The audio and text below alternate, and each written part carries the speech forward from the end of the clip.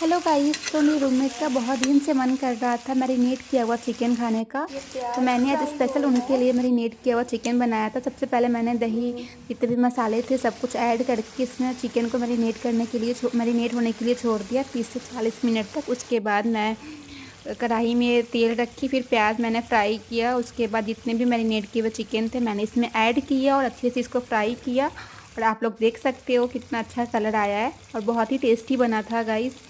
तो आप लोग भी ट्राई कर सकते हो। बाय बाय, मिलते हैं नेक्स्ट ब्लॉग में।